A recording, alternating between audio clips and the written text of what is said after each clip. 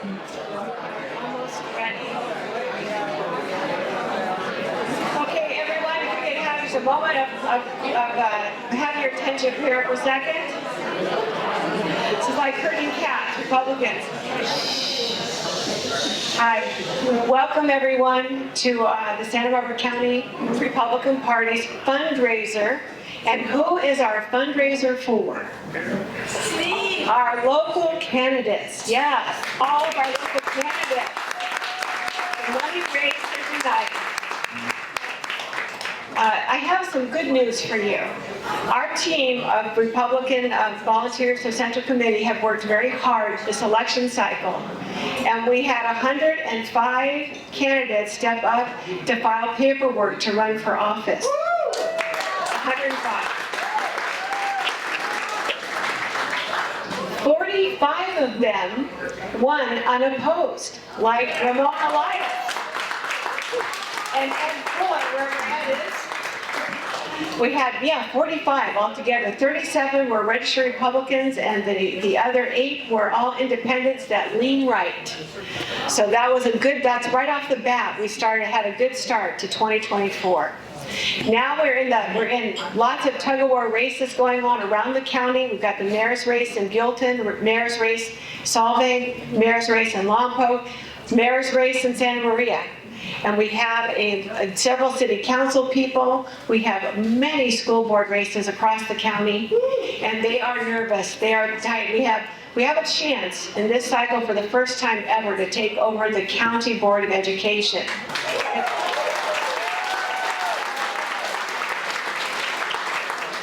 So we haven't won it yet. We haven't won those races yet. So recently a group asked me, how much money, where does all your money go to, and how much money have you raised and spent? So thanks to Julie Bischoff, our treasurer, from January through September 31st, we raised $145,000.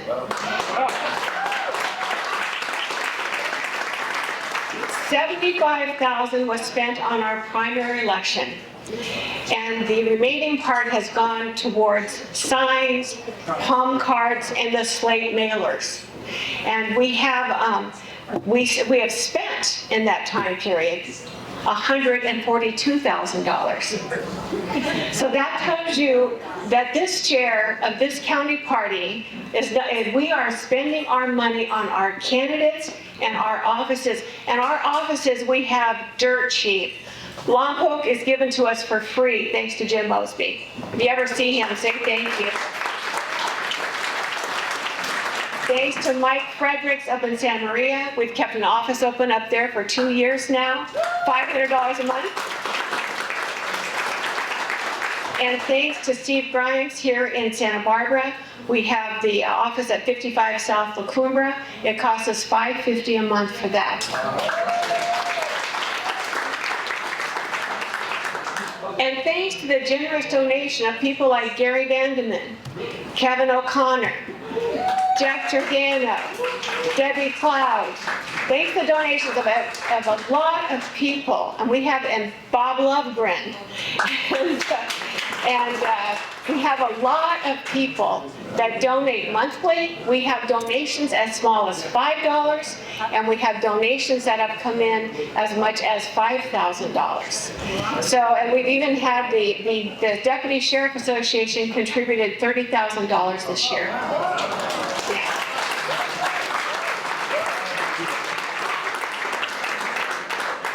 And as our treasurer knows, I like to spend the money as soon as I get it for the things that our candidates need to win. And we are a little short. You know, we spent almost $19,000 getting our slate mailers out. How many of you got the slate mailer in the mail? Great, thank you. Also, to keep our website running, all that takes money. It all takes money. And so I'm hoping that by tomorrow, I can raise another $10,000 so that we can get 80,000 text messages out to get people out to vote. Guess how many people have voted to date in Santa Barbara County? 8.2%. That is all. 16,000 total have voted.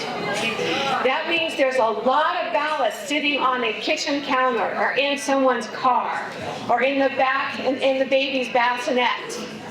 We need to get these people out and get them to vote, because we don't win if you don't vote. And I will tell you, just my last little story here is that our county elections office is doing the best job they can. I'm not saying they are perfect, but they're doing the best job they can given the California regulations on voting. But I will tell you this, that in the primary, we had an upset, a surprise upset in our county. Doss Williams, the head of the Democratic Party, who has been the head for 30 years, who's never had a private sector job, lost his seat to an unknown Roy Lee by 500.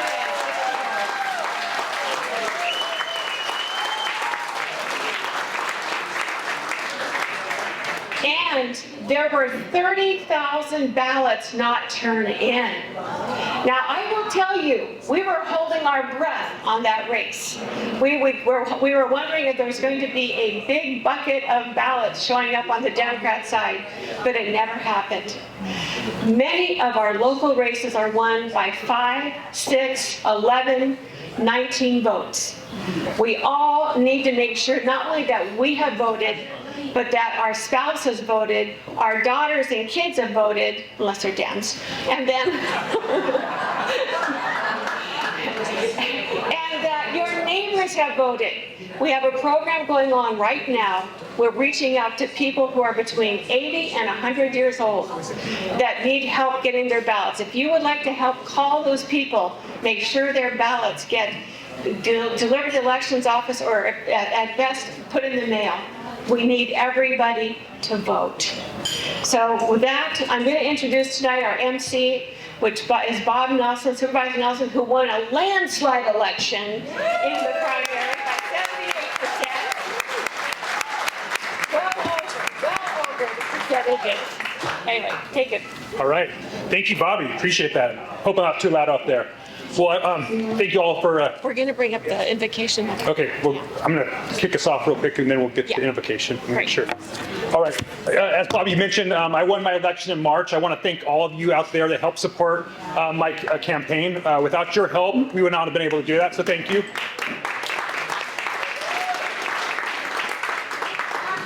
Yes, I am the one Republican on our Board of Supervisors.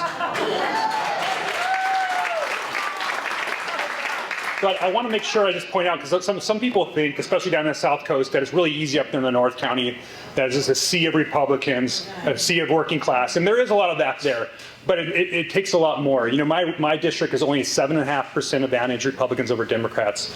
But because of the hard work and the support from people like all of you, we won by 51%. So again, thank you guys. And before we get too far into this, we're going to get into the invocation and whatnot, but I just want to recognize a couple of people here. A lot of the work that's doing on this local level is not done just with Bobbie, okay? There's actually a full Central Committee team here. And if I could actually have the Central Committee members stand, I just want to give them a round of applause, the Central Committee members.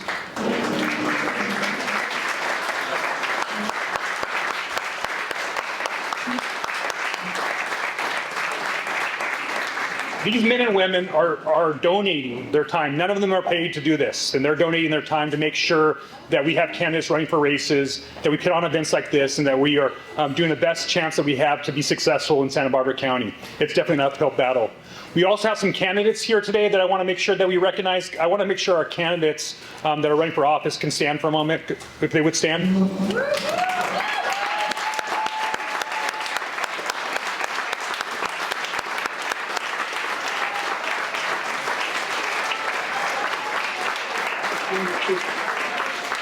So I really want to make sure that all of you guys on your way out, make sure you paid attention to who they were, go shake their hand, grab an envelope, contribute, offer how you can, or offer how you might be able to help their campaigns. You're going to either help them with your time, your talent, or your treasure, right? So let's make sure that we're supporting our candidates come on 13 days away, right? 13 days away. 12 days, 6 hours, not that I'm counting. And I'm not watching the polls, if you want to really see what our likelihood for success is, check out Vegas betting odds. I think right now, Trump's likelihood is 64%. And I think that just is taking account the potential October surprise, or else it'll be much higher. So I'm feeling good.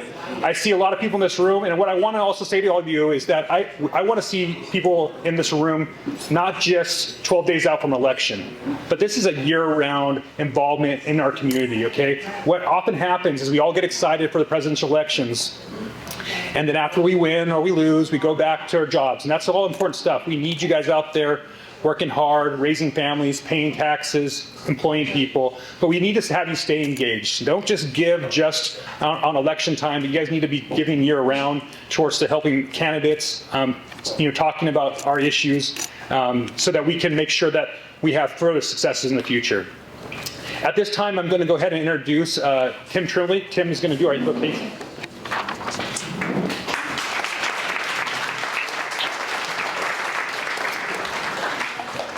Recently, we've had a number of our close family and friends have suffered losses. And before the invocation, if we could bow our heads for a moment of silent prayer.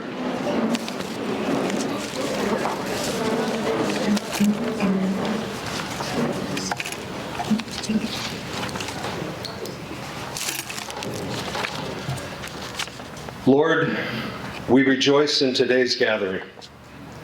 We thank you for caring for us, graciously bringing together each person to this place to share this food, this time of inspiration and encouragement. May we be led by you.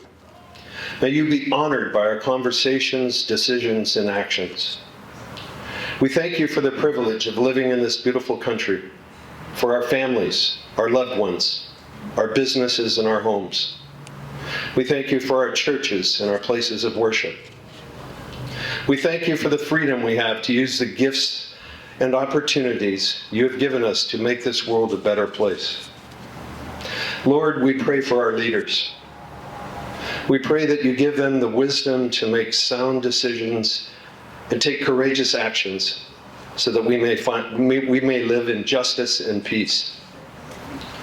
We pray that your grace will be reflected by the lives of those of us who have taken up your challenge to be leaders, caregivers, prayer warriors, and concerned citizens in the midst of a hurtling, divided, and confused society. Lord, we enter the spiritual battlefield. May new and fresh hope arise within us. May the enemy's plan against us backfire as we grow stronger in our trials, not weaker. May our sturdy grasp of God's promises intimidate the enemy and make him lose heart. May we find joy in the heat of battle, power in your promises, and provision where we have known lack. May the things we once knew of you pale in comparison to what we know of you now.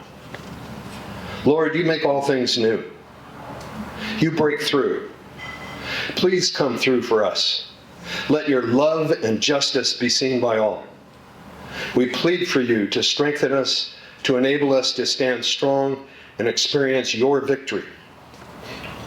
Knowing that all good things come from you, Lord, we rejoice in this time together and give you all the praise and glory. Soldier on, mighty one. God is with you. Amen. Amen. Thank you, Tim. If you guys could all stay standing, I'm going to invite up Sari Dominguez, our assembly candidate, to lead us in the Pledge of Allegiance. Make sure we ask a few of those pointed questions for Steve. I also just want to, before we get started, Phylis, who is one of our school board candidates, she just wanted to do a special, what is this, a special celebration here? We could, Yeah, yes. go ahead. Thank you. Good evening, everyone, and welcome. I would say to you shalom, and I would also like to say Shana Tova. I am from Israel, and my son presently is was the correspondent from Jerusalem for United States for Newsmax, but and a couple of weeks ago he was offered his own show, so he's now with Real Life Network, which is an international coalition of Christians. So we are Christian Jews, and God bless. I hope I didn't offend anyone here, but that's reality. Thank you. Shana Tova, everybody. Happy New Year. Happy New Year, please. All right. So before we have Steve come up here, you know, when we have events like this and we get a big name like Steve Hilton, sometimes those types of events they actually charge to attend. They charge, you know, the county party as a speaking fee. Steve's not doing that. Steve's here out of the goodness of his own heart.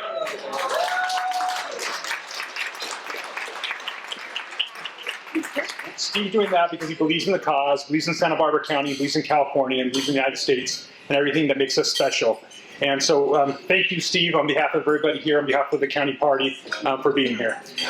You know, if those of you that don't know Steve Hilton, that means you probably living under a rock. But Steve has been on the scene for quite some time. If you've seen him on Fox News, he had a show there. He's got an award-winning podcast. We both work on both sides of the pond, is that what you guys say? On both sides of the pond, worked in Great Britain and advising there. He's been over here in the U.S., has commented on a lot of California politics, and I'm hoping to hear a little bit more about what the future for Steve looks like. Steve has been working also on President Trump's campaign, and they're having a lot of success being one of our surrogates there, so thank you, Steve, for that. And so without further ado, please join me in welcoming Steve Hilton.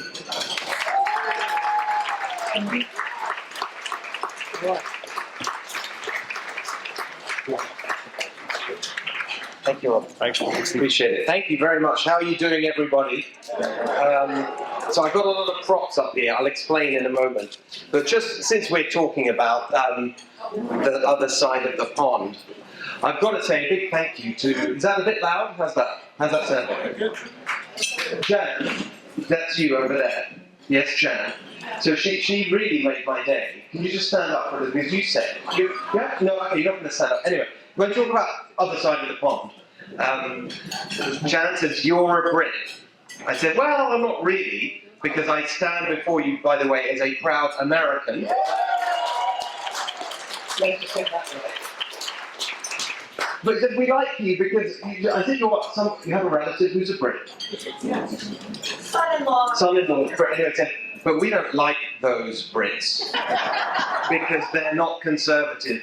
I can reassure you, I am conservative and very proud to be here with all of you today. So you've got no worries about me, okay? You can relax. Can I just say a big thank you to, where's Bobbie gone?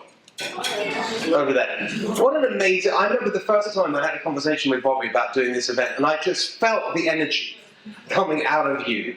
And it was just amazing, and I'm not at all surprised that this is such an incredible evening. How many people are here? You're all just amazing. And just the energy and the love, I don't know, it's an amazing room, and you are an amazing crowd, and Bobbie, I can just feel that you're an amazing leader here in this community, so thank you very much. When my sons were younger, there was this phrase that my older son used, and I don't know, it just came to my mind when we were here. When he was a little kid, and he would talk about when we got blankets and sort of little toys and stuffed animals, whatever. And he had this thing about he liked things to be. This was the phrase: cozy and warm. It's so sweet, right? It's just a little cozy and warm, and it became a little phrase we used all the time for like a nice sort of cuddly, huggy sort of time. I kind of feel like it's like that here tonight. It feels very cozy and warm. It really is great. I had to say, Rob. I'm going to get to the politics. That's what we're here for. You talked about where's Rob got? There you are. The October surprise. October surprise. Do you know what I think is the October surprise? Even to those of us who follow politics closely, it is still. I think the real October surprise is how absolutely, shockingly, unbelievably, astonishingly bad Kamala Harris turns out to be. Even with everything everything we knew. Somehow it's worse. Right? So it's worse. Every single time she goes out, did any of you see that CNN town hall?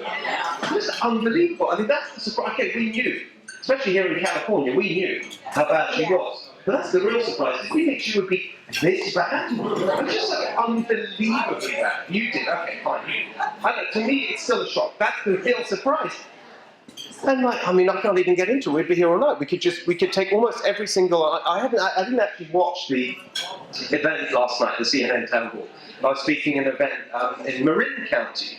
By the way, Marin County. So you talk about a sea of Republicans, and it's not a sea of Republicans here. Marin County, the third bluest in the state of California. That's a very blue. That's where I was last night. That was a big turnout and a big crowd, and there's a lot of Republicans. And this state is much more Republican than people think. And much more Republican. And much more Republican than they want you to think. They want us to be demoralized. They want us to give up. They want us to think it's not possible for Republicans to win. Well, they are wrong. We are right, and we're going to restore the California that we know and love. We're going to make this state golden together. We really are going to do that. But the reason I mentioned Marin County, we're just driving across. Many of you follow me on social media. At Steve Hilton X, you might be able to check it out. We're driving on the freeway in Marin County to get to the event last night. And there we were, on the 101 freeway in the third bluest state in California. Trump supporting all over the freeway, the Trump signs, and there was a very rude one about Kamala, which I'm not going to say out loud, but it was there. One of the people on social media pointed that out. So, you know, there is a revolution brewing in California. We are going to make it happen. And speaking of Kamala, I got a very warm welcome when we just showed up about an hour ago and we parked out the back. Where's Cole? There's Cole, right in the back there. So Cole just brought this along, which I think you just found, which I have to share with you. It's rather brilliant. It's a tow-away sign. Tow-away, picture of our friend Kamala. Bad vibes, it says. It's brilliant. Bad vibes. Open borders are. It's great. I don't know how many illegal aliens in 3 years. It's been a little bit scratched off. Treason, murder, and mayhem, hated and effects. It's fantastic. So you just found this for it long. But you know, I do have a bone to pick with you, Cole, because there's someone down here. There's a picture of a person down here, and literally Cole's. I mean, I'll show you. Look. You know who that is. So Cole pointed at this guy. He said, "Is that you?" To me, I think you meant it as a compliment, like, did I put this together? No, it's not me, it's Mayorkas. It's Mayorkas. Thanks a lot, Paul. And he said, well, you know, he's bald. I said, yeah, so are you. You know, but it was great to get incredible, like, the energy I felt from the moment I got here. Charles, just in front there, right? Again, just showing me pictures of these incredible rallies you've been putting together for Trump. Can you just stand up and take about? It's amazing what you've been doing. Look at this.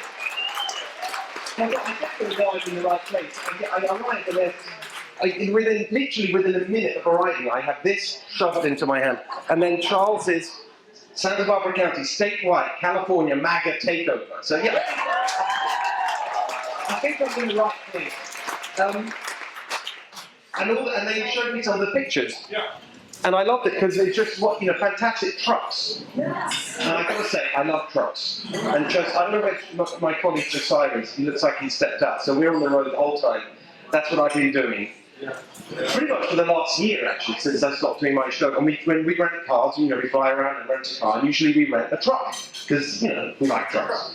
And you really like trucks. I can see that. And I've got to tell you a story, it just put it into my mind. The other week we were up in the northern part of the state. We were up in Del Norte County and Humboldt County, if you've been up there, beautiful. Crescent City right in the north.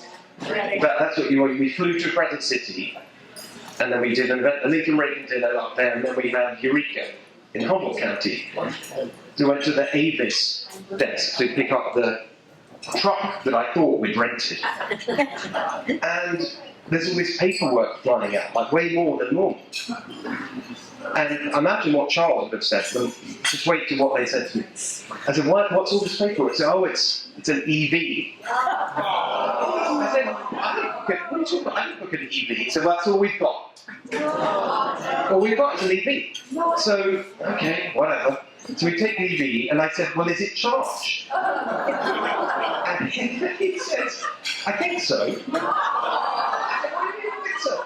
This is a true story, I promise you it's true. And he says, well, you know, maybe 50%, 60%. I said, what can I do? He said, well, where can we charge it? Well, not here, we don't have any charges. It's like, what? And then he says, you've got to get the app, some app. And then it tells you, I said, well, I can't get an app because I don't have a smartphone. So some of you who've followed me for a long time may know that for years I didn't have any kind of phone. And then finally, that because we're on the road the whole time, I did get a phone. But it's not a smartphone, it's this. I'm going to show you. This little thing here. A little old-fashioned flip phone.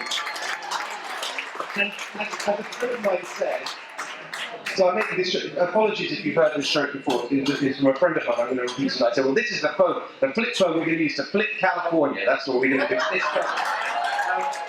The point is, I don't get an app on that anyway. So Josiah, my colleague, gets the app, and we finally track down the charging station. If you get there, of course, it's vandalised and it doesn't work. But okay, whatever. We're just going to keep going, and hopefully it'll be okay. So we, there is an end to this story, and also, by the way, there is a point to this story. So don't worry. But you just put it into my mind with all your beautiful pictures of trucks in your mag and convoys. Anyway, so we're driving down the coast, beautiful through the Redwood Highway, the national park there, from Crescent City to Eureka. And it seemed fine, actually. It wasn't fully charged, but it seemed to be going okay. But then something happens. I don't know. I mean, by the way, I'm not against EV. If you want to have an EV, fantastic. Good luck to you. But why should we all be forced to have an EV? That's the point. So this is not an anti-EV. But renting them, not a good idea. And we're going down. And suddenly something happens. If you haven't even, maybe you've noticed this. Suddenly it's going down very, gracefully in a few miles. The charge level is going down very kind of gently. And suddenly something happens. And it's suddenly 70 miles left. 60, 50, 40, like really fast. Empty the charge. Why do they get there? Anyway, so we don't want to risk it. So we found the next airport, Eureka Airport. Maybe we can trade it in. I went, do you have a real car? And they said, well, we only have one car left, but we can give you that. I said, is it EV? So I don't know. It's just come in. So we go outside, and it's right there. And I never forget the moment. I'm just looking around. I was walking around just to see. Does it have? I don't even know what you call it. The little door, the gas thing. Walking around with trepidation. Yes, it's there. Fossil fuels, fantastic. Never been so happy. So the thing is, actually the point of the story is that in a few years, if these far left extremist Democrats have their way, that will be all of us. Right. That's what they want for everybody, all the time. And that's what they want for every issue, all the time. To tell us what to do and how to live and how to raise our children. One thing after another, bossing us around. That is not California. That's the opposite of California. This is the state where people come to live their lives and follow their dreams and be who they want to be, not be bossed around endlessly by these far-left Democrat bureaucrats. Right. They get that straight. Thank you. I will. I'm planning to. Thank you. And it's very, very sincerely so lovely to see you because many of you obviously know me from the television. Right. And I appreciate all the kind remarks about that. Thank you very much. And sometimes, actually, I haven't had it tonight. Actually, you've been a very, very warm, really, truly cozy and warm because very often I get this look from people and sometimes it's just a look and other times it's a sort of mildly polite remark, mildly rude, I should say, and then sometimes they come straight out with it. And the straight out, I actually had that last night in Marin. I guess they're toughened up there from all the Democrats around, and they looked at me and said, "We love you, but you're a lot shorter than I thought you'd be." I don't mind. I know it's totally fun. Sometimes they say, "Yeah, you're not as tall." That's the polite version. I didn't have any of that tonight. Instead, what I got, which I'm definitely coming back here. Thank you very much, Bobbie. Is from Priscilla, the photographer. So she's had to leave. You know Priscilla? Yes. Okay. So Priscilla seems to be. Well, she's very popular with me as well because she said, and I'm not making, even though she's gone, I'm telling you, I'm not making this up. She said, "You're better looking than you are on television." Yeah, I'll take it. I'll take it. But it is really, really lovely. And I tell you what, one person I particularly wanted to thank for being so enthusiastic and being such a fan, and she's here tonight, and she's sitting behind me, and she is 101 years old, and she is Eileen. And we had a lovely hug, and I just want to say, thank you, Eileen. Yes. Can you please stand up? She's 101.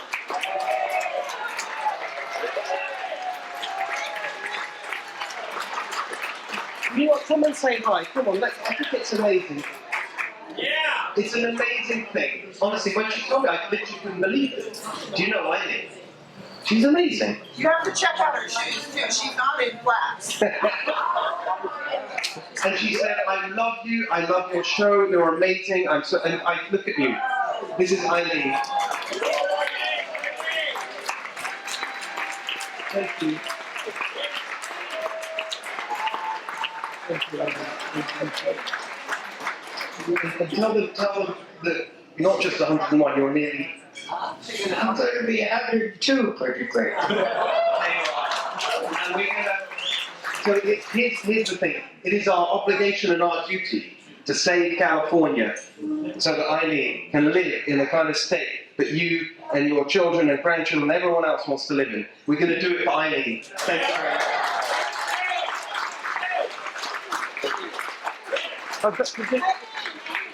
Did you do that? Good scheme. All right. And of course, Eileen loved the show. Many of you said that very kindly. Do you remember the name of the show? The Next Revolution. So here's the simple thing. How about we make the next revolution the California Revolution? That is the point. That's why I'm here. It's not exactly the goodness of my heart. It's for the goodness of our state. That's why I'm doing this. That's why I'm on the road the whole time, supporting our Republican candidates, because there's only one way we get the California Revolution. I know people have all these theories about how we save California. I don't know if you've heard of some of these. Well, we can do it with ballot initiatives, and that's true. Lately, they've been going in our direction, some of the ballot initiatives, and we're just about to have a big one, Prop 36. That looks like it's going to pass overwhelmingly to overturn the madness of Prop 47. Thank you very much, Kamala Harris.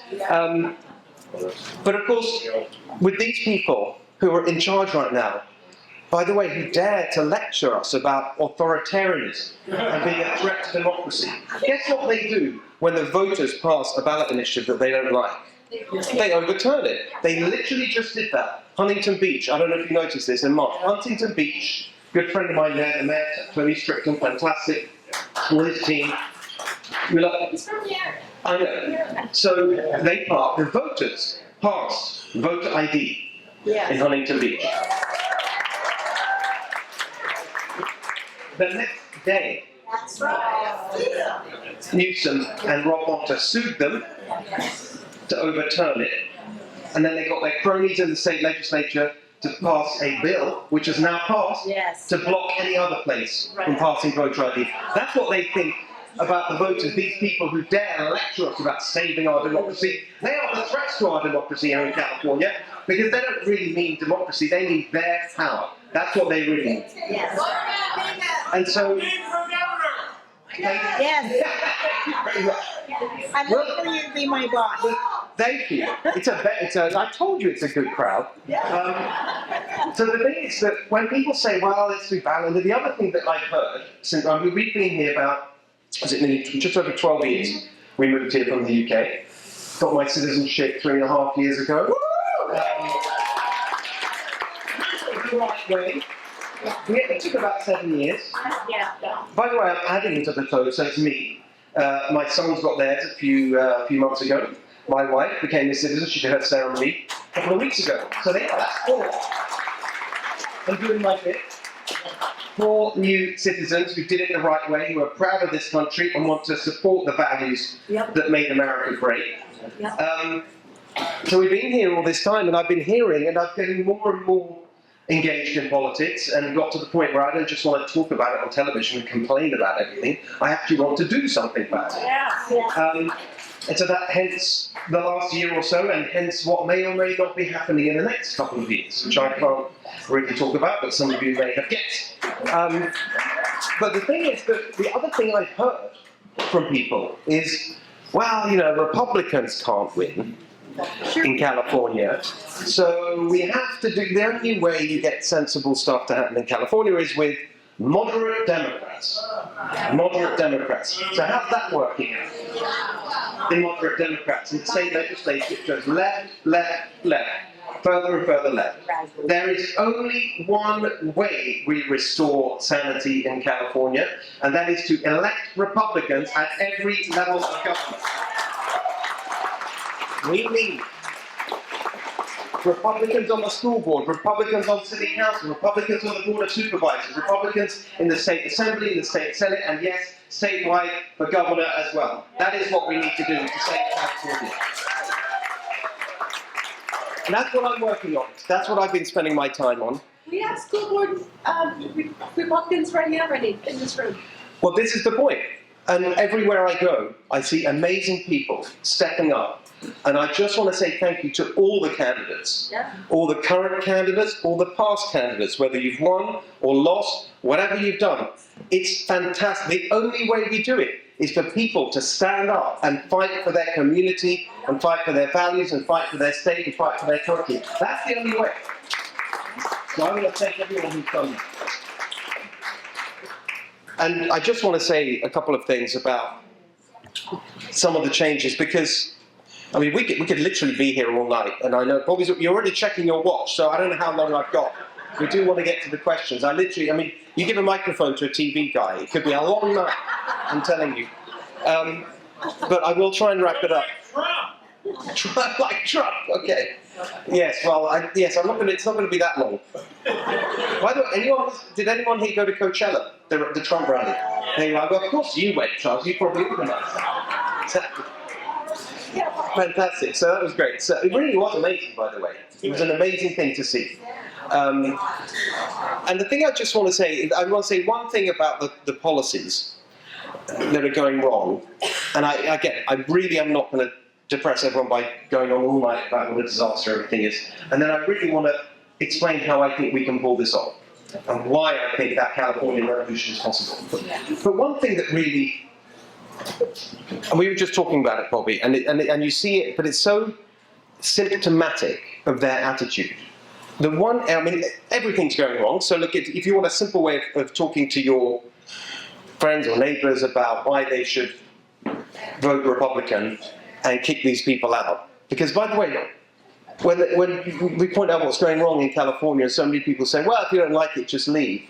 Like, why should we leave? Excuse me. Like, why should we leave? Just because they're the ones that should leave. The people who did this. They should leave office, and we need to help them on their way. And when you're doing that, and you're persuading people to say, look, you're not going to get a different result if you vote the same way. Exactly. Yeah. There's a simple way of remembering what they've done to our beautiful state. Yes, it's perfect. Every issue, like literally every issue, every area of policy. Yeah. Right now, when you compare California to the rest of the country, we are top of every list that you want to be bottom of, and bottom of every list you want to be the top of. And that is not an exaggeration. You need to really simple way of remembering it. We have the highest taxes in the country. We also have the highest rate of poverty, which is kind of an amazing achievement if you think about it, to have those two things together. And just to be clear, it's the highest rate of poverty. It's not like the highest, a lot of times, oh, of course, we're a big state, so we have the most of this and the most. No, the highest proportion of our people living in poverty. These Democrats that lecture us about social justice and compassion, the highest rate of poverty, over a third of Californians unable to meet their basic needs, food and housing, and so on. Unbelievable. That's what they've done. We have the highest rate of poverty, we have the highest housing costs, we were just talking about that, the number one reason people are leaving the state, the lowest rate of home ownership. That's the California dream, home ownership. We have the lowest rate of home ownership in the country. We have the highest gas prices, the highest utility bills, highest water bills, the worst business climate 10 years in a row. The worst business. This is California, the home of enterprise and innovation and entrepreneurialism. All these great companies. It's the worst place to start and run a business in America. We should be the best. We should be the best in everything. We should have the best and the most of everything. That's California. That's the California that inspired me. That's right. That's right. Even before we moved here. Right. I was in love with California before we moved here. Right? I'll tell you a quick story. There was this is back in the day. You know, I've done a lot of things, and I've worked in politics, and I've started companies, including restaurants. That's a tough business. I don't know if anyone here is running a restaurant in California today.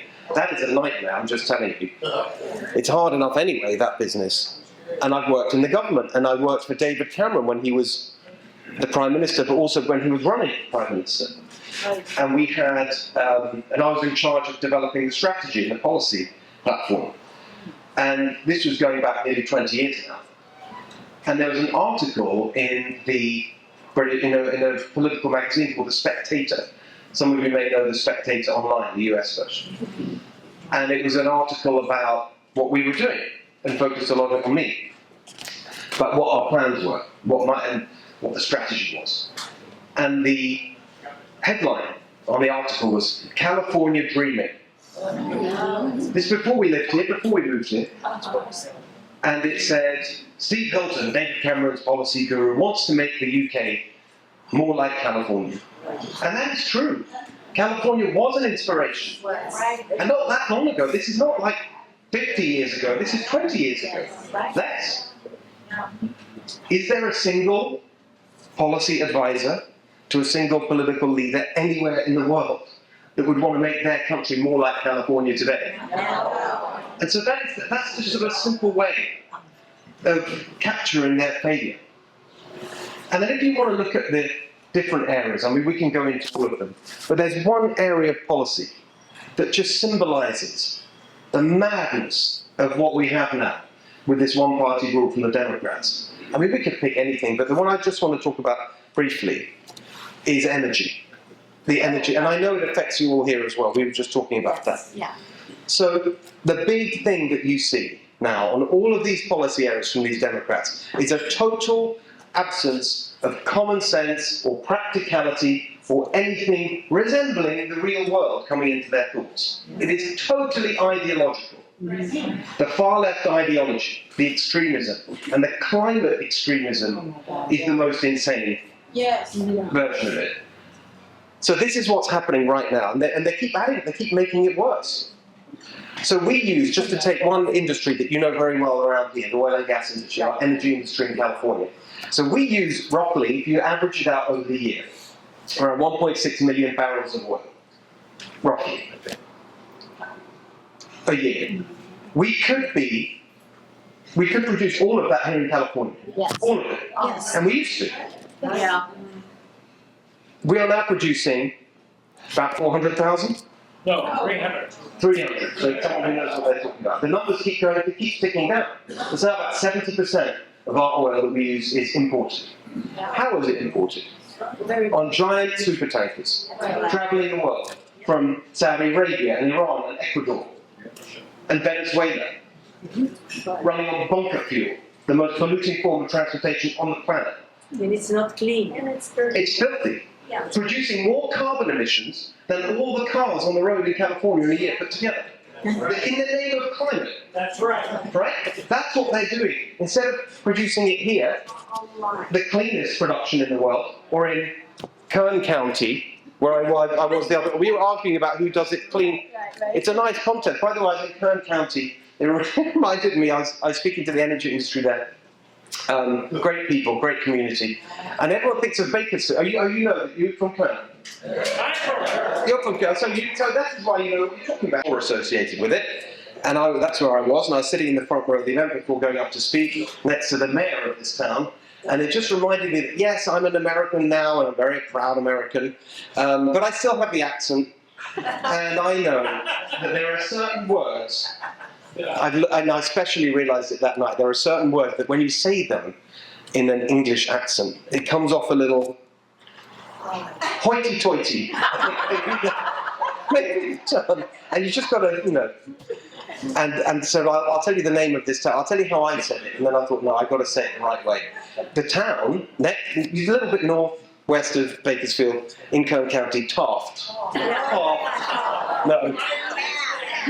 So it's not Taft, is it? It's Taft. Taft. So I was in Taft, and there's this beautiful monument to the oil industry, and it's just it's so infuriating that we have this idiotic policy which is shutting down the community, shutting down the industry in Taft, in Cohen County, here in Santa Barbara County, when we could be producing our own energy, the cleanest in the world. Instead, we're importing it from halfway across the world, from places like Iraq, where they flare the gas all day long, carbon emissions galore. I mean, it's so insane. And if you look at every area of policy, it's like that. And I promise you, I'm not going to. I mean, I've spent a lot of time on these, you know, on housing. The policies, like they keep going on about the housing crisis. They caused the housing crisis with their insane environmental regulations and all the CEQA lawsuits filed by unions who pay for their campaigns and the impact fees charged by their state agencies. On and on. You look at the water. So there's another one, by the way, water. We had water. I think you should come and take over. I think we need you as our point. So the thing is that I started an organisation as part of my focus on California. You're right. Thank you. Am I getting it right? You can you can be my live fact checker.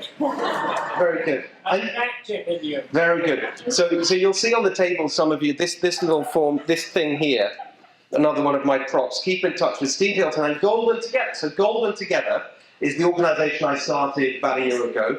And this is it's actually non-partisan, it's a C4, and it's a policy organisation. That's my background, working on policy.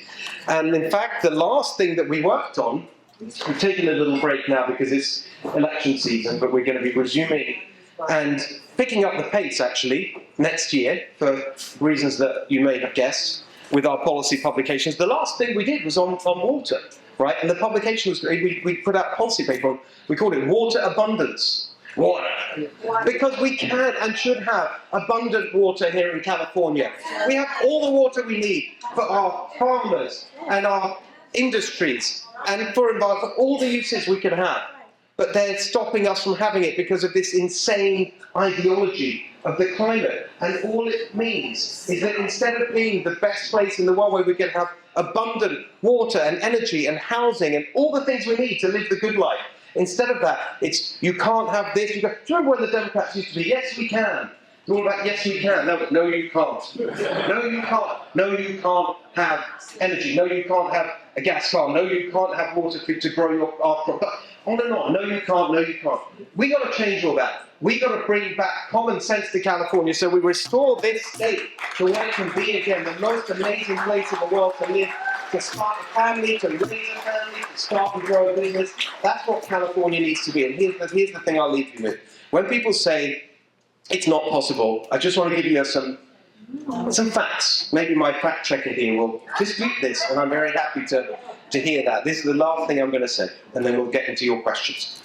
So, first of all, even now, even in a bad year, with a bad candidate, as I said earlier, this is a much more Republican state than people think. Yes. They say, oh, it's so big, the gap. We'll never close the gap. And if you look at the state legislature, it is a very big gap. Yeah. But that gap in the state legislature doesn't reflect the true reality of political support in California. It's all to do with Democrat gerrymandering. Right. They took the 2008 ballot issue. I wasn't here, so you can't blame me. The redistricting one, right? It's supposed to be independent redistricting. Yeah, right. Well, look how that turned out. Yeah. They turned it into partisan gerrymandering. So now you have in the Assembly 62 Democrats, 18 Republicans. In the Senate, 31 Democrats, 9 Republicans. There's 2/3 supermajority. It's actually 80%. In the state legislature, 80%, 80-20, that's the split, Democrat-Republican. That's what people think of when they think of California. When you read all this stuff like deep blue state, whatever. It's not 80-20. It's not 70-30. In a bad year, with a bad candidate with no money, it's 60-40. The average share of the vote for Republicans in the last 20 years, since the last time we won statewide, which is Arnold Schwarzenegger's re-election, the average share of the vote for Republican candidates is 41.7%. Now, I'm not saying it's close, but it's not nearly as far as people want you to think. The second set of numbers I want to give you. Look what's happening to the demographics of our state. The largest group in California now, Latinos, 40% of the population. That's California today, 40% Latino, 35% white, 15% Asian, 5% black, 5% native and other. And the Latino percentage of the population is growing. 56% of the kids in public school are Latino. That is fantastic news, because look what's happening across the country since President Trump became the leader of the Republican Party. The last time he wasn't on the ballot, 2012, it was Obama, Romney. Latino vote, New York Times poll. Must be true. I'm going to use it because it's the same comparison. These numbers I'm going to give you the exact same poll. 2012, Obama among Latino voters. Obama 72%, Romney 23%. 50-point lead. The last one they did before Biden dropped out, Latino vote, Biden 40, Trump 46. You've gone from a 50-point Democrat lead to a small Republican lead. That is an absolute transformation. Now that is happening in other states more than it is here. It's happening in Florida and Texas and Nevada and other states. We need to bring that here.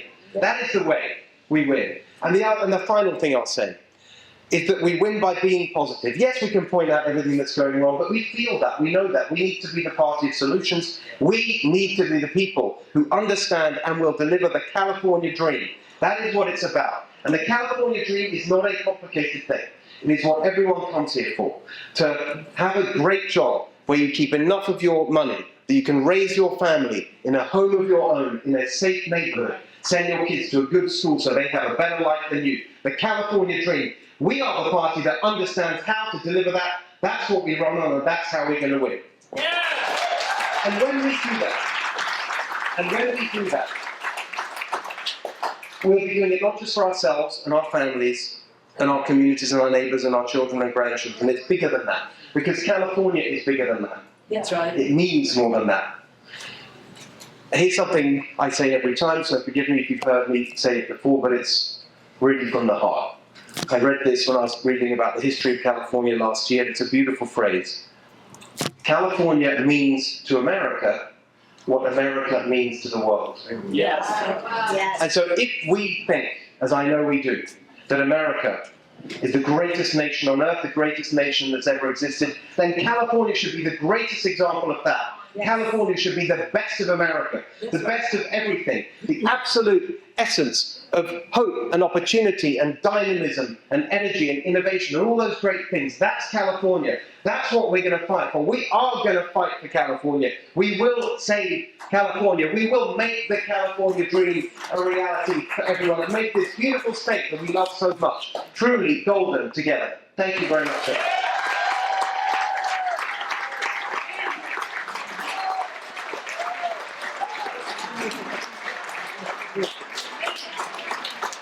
All right. So Steve, we got a couple questions for Steve here. Thank you guys for those of you who have given us some cards. This first one, we're going to share a mic here. But the first question is kind of a little fun here. What type of dressing do you suggest when Camilla starts her word salad? What's the best? Oh my God, that's terrible. Well, the first is it ranch? Well, first of all, exactly. Based on what I said earlier, I certainly can't say ranch. Wrong. Because that's not ranch. I don't know about ranch. I think it's something very thin and insubstantial. So I don't know about Italian. I don't know, just something very thin and unsatisfying. Some light vinaigrette. I think not vinaigrette, just vinegar. There's vinegar. Perfect. So we go back and forth a little bit to some national and state things. So let's just say hypothetically, you were to run for governor. What would be the first thing? We like hypotheticals here, right? What would be the first thing that you would do as governor of the state of California? So there have been some rumors, and there's some reporting out there that I am seriously considered, I think is the phrase. I can tell you that that's as far as I can go tonight. But if at some point in the near future, a Republican, including someone in this room, were to run and win, here's the thing, this is a serious point. Because we discussed earlier, it's true that we have, even though we got the gerrymandering and so on, we can't fix any of that overnight. We've got to deal with what's there. And so it's true that there will be, if a Republican is elected governor in 2026, there will be a state legislature that is totally dominated by Democrats. So it will be difficult to overturn some of these crazy laws. But here's the thing. The governor is head of the executive branch. Where there's so much of this nonsense that's making life a misery for every family and every community and every business, in particular small business, where does it come from? The executive branch, the agencies and the bureaucracies and all of this nightmare in Sacramento. You look at what's going on. I mean, I joked about EVs. I mean, it's no joke what's happening. I mean, but all these rules. I mean, I was just in the Central Valley the other day, doing pistachio harvesting. It's amazing, by the way. And I put the video on my social media, like these machines, very specialised equipment, and there's just all across the state.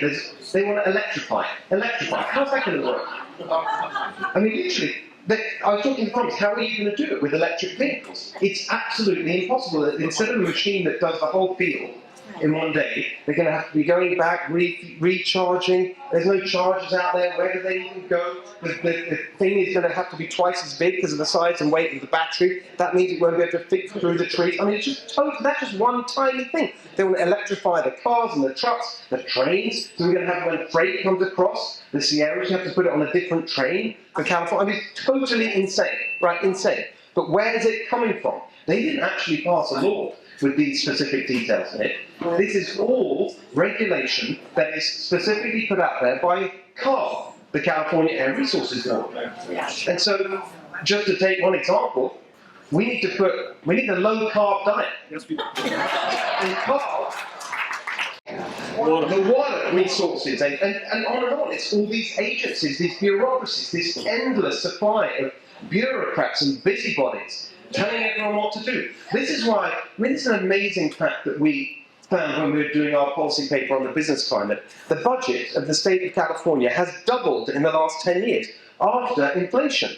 Even though our population has been flat or falling, they've doubled the budget. Where has it all gone? The army of interferers and busybodies and bureaucrats doing nothing but stopping everyone from doing productive activity. That's where you start, because that is in the direct control of the head of the executive branch, which is the governor of the state of California. Thank you. We just recently passed a climate action plan in Santa Barbara County, and I think it called for 60% of our off-road vehicles, which are our tractors, to be electric by 2030. Currently in Santa Barbara County, we have one.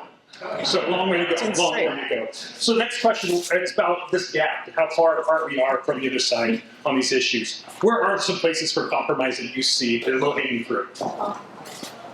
I have to say, the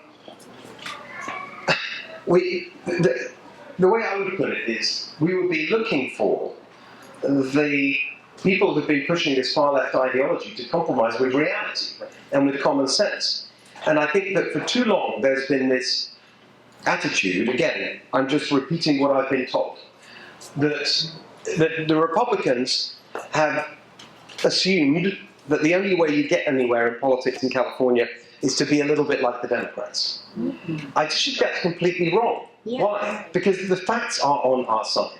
I mean, just look at the results of these far-left policies. It is a disaster. It is a total failure on every front. So actually, if we are in a position where Republicans have been elected statewide to one or more offices, that really is a revolution. No one thinks it's possible. So in that situation, we have real moral authority to say the people demanded change. We need to deliver the change they voted for. And so all of these things I'm laying out, they're not anything other than common sense. And I think that you see right now, right across California, people are waking up.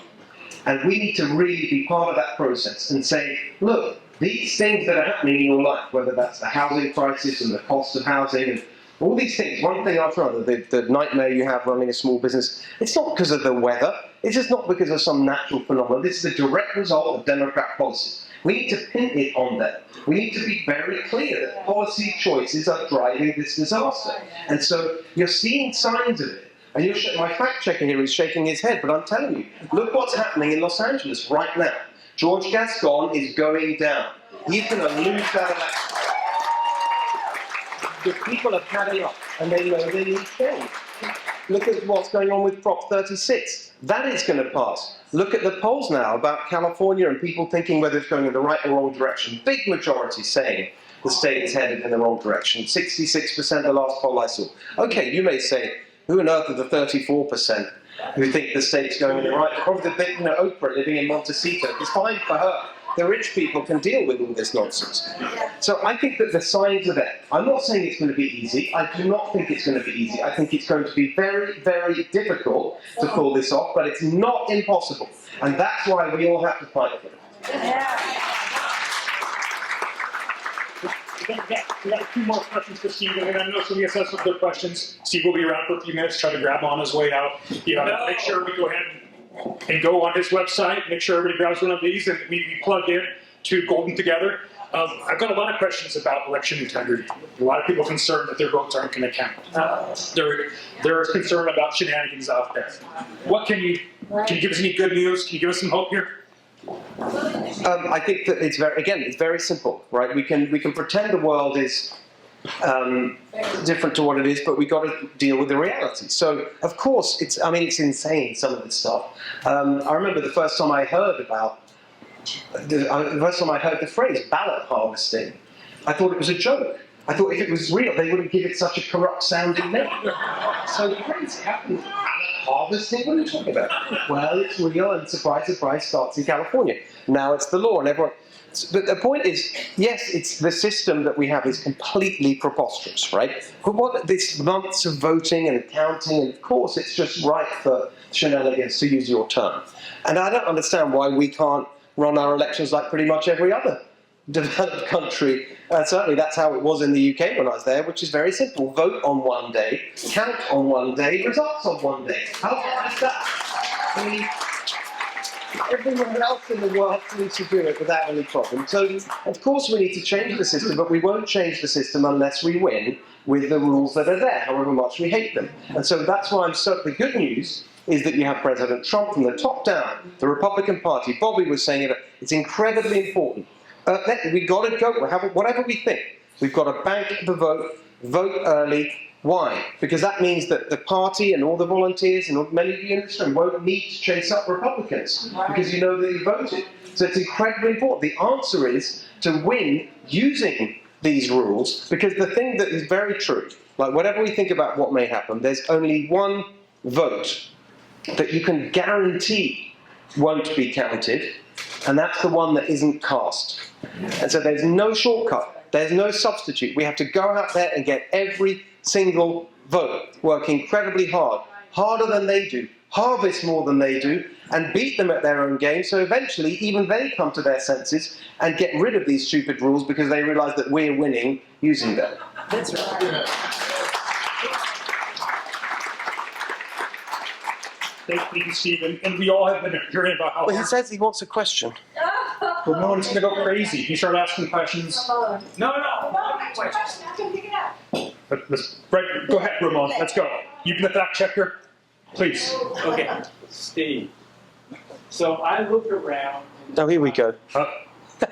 Yeah, quickly, come on, Ramon. Need a mic? Well, what's the hurry? We got a lot of people here, Ramon. No, we don't. They're all interested. So, Steve, I am Mexican. We have, in our county, a majority of Mexicans. We all agree with what you're saying. We all want what you're saying. But you haven't addressed that question.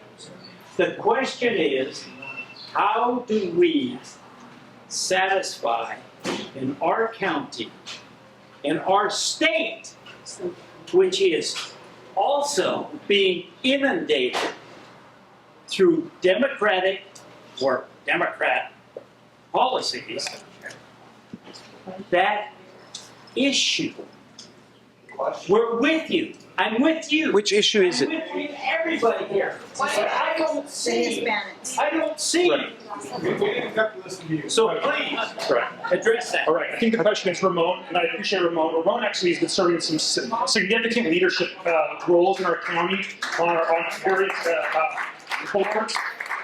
I mean, he's been one of the people that's been standing in the gap on the climate plan that's been coming down from our county administrators and Boss Williams. So that's why I gave Ramon a little extra time there. Thank you, Ramon. What can we do more to reach Latinos in our state? Well, I think also part of the question is about the immigration issue and the connection, and I agree with that. But again, we've got to be practical and realistic. Of course, it's true.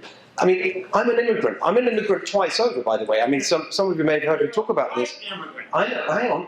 My parents are Hungarian. They were immigrants from Hungary to the UK. They left communism and went to the UK. I was born there in freedom. And so I understand the immigrant experience. We were working class immigrants in Hungary, in England, from Hungary. And now I'm an immigrant here. And so I am pro-immigration. Americans are pro-immigration. Californians are pro-immigration. But it has to be done right. We can't have this lawless chaos. That is a very, very clear dividing line between us and the Democrats. And so we need to say that proudly. As an immigrant, I am prepared to say I am pro-immigration, but it has to be legal and managed and controlled. Now, yes, it's controlled at the federal level. That's true. We have a constitution, and it's very clear. Look, personally, I think that there's way too much centralization of policy in this country. And we talk a lot of the time about the First Amendment and the Second Amendment. That's all true. My favorite amendment, probably the 10th Amendment. For those who are familiar with our Constitution, which I'm sure you all are, which is that the powers that are not specifically in the Constitution, quote, are reserved to the states respectively or to the people. We need to put power in people's hands. That is what America is all about. And so generally speaking, I'm all about getting more power back from Washington, back from Sacramento, putting it in local community hands and people's hands directly. That's what I think. It's been the theme of my work for like 30 years. The books I've written, the policies I've developed, that's all true. However, you can't decentralize everything. We have to realize that there's a federal government role. Within that, however, and going back to the question about, well, what can you actually do if someone were elected governor? A sensible governor would understand that as a border state, there is a role for the state in protecting that border. And so when you see the federal government completely failing in its responsibilities to control and manage immigration, Texas, for example, I think it took him way too long, but Greg Abbott eventually did act. And he did make a real difference in the migrant flows into Texas and the illegal immigration and the chaos that was happening on his southern border. Guess what happened almost overnight? It all came to California. And so now we see, go to San Diego, just the same problem that we used to see going on in Eagle Pass and all those places in Texas. And so there is an opportunity to do that, and I'm sure that we'll get full support from our immigrant community for that. And the final thing I just want to say on this, we can't be frightened of this issue. One of the most disgusting things that I've seen, and we must fight hard on this, is that plan, which was finally vetoed by Gavin Newsom, but not for the right reasons. He didn't say, as any normal, decent, sensible person would say, this is an absolutely abhorrent, obscene policy, and that's why I'm vetoing it. Yeah. You know the one I'm talking about, that they were going to take taxpayer money from hard-working Mexican immigrants to this country who work hard and pay their taxes. They're going to take that money and hand it to newly arrived illegal immigrants as a down payment for a house. Hard-working Californians who cannot afford to buy their own home, who've been saving for years, sometimes decades, to try and get a home of their own, because our housing prices are so completely ridiculous. We have like 15% of Californians earn enough to afford the typical house price. And they're going to take money from those people who are saving and still can't buy a home and hand it to people who've just shown up across the border? No, that is an absolute outrage. And we have to stand up for that. And we'll get huge support from the Mexican community when we speak clearly about these things.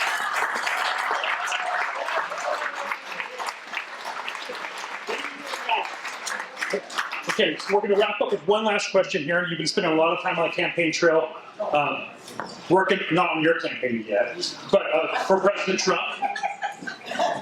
What should be President Trump's closing arguments to the American people? Well, I can let you into a little bit of the secret, which is that I'm not just telling you. I told him directly, and I think you're seeing it, and you're seeing it in. Well, I'll tell you very quickly. Simply, it's a very simple phrase. Let's bring the good times back. That's it. It doesn't need to get more complicated because people know. People know that was a good time. Well, of course, you forget all the crazy, people in Washington and New York obsessed with the tweets or whatever. Real people in the real world, life was good. Yes. And it wasn't just good generally. The most exciting thing for me was that you saw when President Trump was there. Yes, of course, it was true that the economy did well. Broadly speaking, the economy did well and life was good. Who did best when President Trump was there? The working class, the people, the middle class, the people at the lower end of the income scale, their incomes rose faster than the people at the top for the first time in over 50 years.